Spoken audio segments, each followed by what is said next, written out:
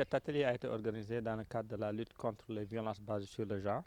Comme vous le savez, la lutte contre les violences basées sur le genre, c'est une lutte qui est holistique. Il y a une dimension médicale, une dimension psychosociale, une dimension juridique et une dimension communautaire. Et nous avons constaté à un certain moment que la dimension santé mentale était peu développée. Et dans ce cadre-là que nous avions commandité une étude pour voir aussi le diagnostic de la prise en charge de la santé mentale, c'est les survivants de VBG.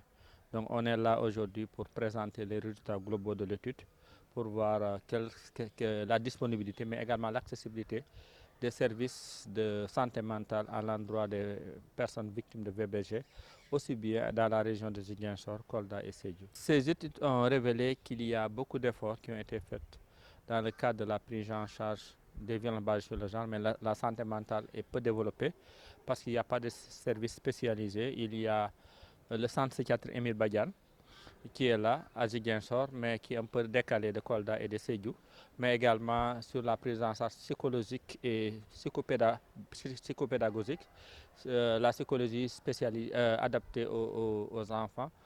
Il y a beaucoup de manquements. Nous avons également constaté qu'il y a beaucoup d'acteurs qui sont des acteurs de première ligne, mais ils ne se considèrent pas comme étant impliqués dans la prise en charge de la santé mentale des survivants. Je donne un exemple, par exemple dans les maternités, quand une fille victime de VBG part là-bas, si on pose la question, ils disent que oui, moi je ne fais rien, c'est le gynéco qui fait. Et ce que le gynéco fait, c'est juste le certificat médical. Alors tout ce qui est accueil, écoute, orientation, c'est des éléments qui sont occultés. Et donc ça, c'est quelques constats généraux qu'on va essayer de présenter aux acteurs et ils vont également discuter. La disponibilité pose problème, mais également l'accessibilité. L'essentiel des acteurs sont concentrés dans les grandes villes, surtout dans la ville de Ziguinchor, au détriment aussi des autres régions. Les perspectives, c'est d'avoir un plan d'action, des formations des formations des acteurs communautaires, mais également les formations des personnels de santé sur la prise en charge des VBG, mais également comment faire de telle sorte pour avoir un dispositif, un circuit de prise en charge holistique.